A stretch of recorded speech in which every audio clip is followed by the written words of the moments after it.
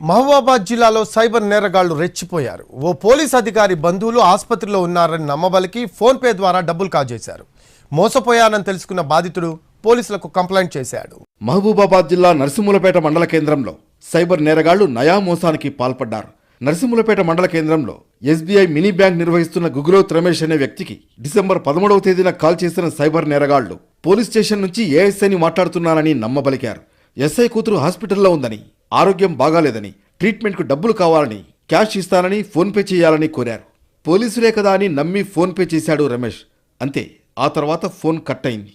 Hello Ramesh, నేను ASI Bhaskar సార్ని మాట్లాడుతున్నాను, నరసింహపేట పోలీస్ స్టేషన్ నుండి. చెప్పండి సార్. ఎక్కడున్నావు? ఉన్నావా? లేను సార్. ఉన్నావా? సార్ లేను సార్. ఎక్కడున్నావు? సార్ ఇక్కడ హైదరాబాద్లో ఉన్నా సార్. కాదు, ఇప్పుడు ఎస్ఐ గారి దగ్గర ఒక 85,000 క్యాష్ ఉంది సార్. సార్ సార్ సార్ ఈ క్యాష్ అర్జెంటుగా తీసుకొని సార్కు ఫోన్ పే చేయించాలి.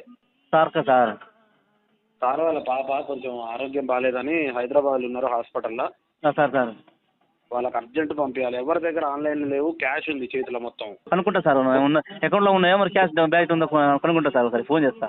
కాదు రమేష్, ఎట్లన్నా ఏర్పాటు చేయాలి. ఎస్ఐ గారు కొంచెం పర్సనల్గా అడిగిండు. మళ్ళీ నీకు ఏమైనా హెల్ప్ కావాలన్నా చేస్తాండి. అదే అర్థమైంది సార్. సార్ ఎంత 80 సార్? 80 ఎంత సార్? 80,000 క్యాష్ ఉంది మన దగ్గర. సార్ సార్ ఏమన్నా చార్జెస్ 1,000-2,000 అయినా ఏం కాదు. అట్లా కాదు కానీ సరే ఫోన్ చేస్తారు. ఇప్పుడే ఫోన్ చేస్తా సారా కనుక్కొని. ఒక 50-60 వరకన్నా ఎంత వీలైతే అంత. సరే సార్. పోలీసుల పేరు చెప్పి సైబర్ నేరగాళ్లు డబ్బులు కాజేస్తున్నారని ప్రజలు జాగ్రత్తగా ఉండాలన్నారు ఉన్నతాధికారులు.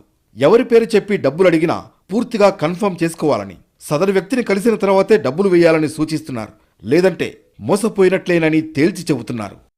మా ఎస్ఐ గారికి డబ్బులు అవసరం ఉన్నది, మా దగ్గర క్యాష్ ఉన్నది, మీరు ఆన్లైన్ ట్రాన్సాక్షన్ చేస్తే మీకు 80,000 రూపాయలు క్యాష్ ఇస్తామని చెప్పడంతో ఈయన మాయమాటలు నమ్మి అతను అన్నోన్ నెంబర్కి స్కానర్ పంపిస్తే దానికి 80,000 రూపాయలు కొట్టడం జరిగింది. దాని తర్వాత మొబైల్ ఫోన్ స్విచ్ ఆఫ్ రావడంతో అతను మోసానికి గురైనట్టు గ్రహించి స్టేషన్కి రావడం జరిగింది. మరోవైపు నరసింహులపేట మండలంలోనే ఈ మధ్య వరుసగా 4 కేసులు నమోదయ్యాయి. సరిగ్గా ఇదే మండల కేంద్రానికి చెందిన చీకటి రమేష్ అనే వ్యక్తికి క్రెడిట్ కార్డ్ అప్డేట్ కొరకు లింక్ రావడంతో ఓపెన్ చేయగా 71,000 కాజేశారు.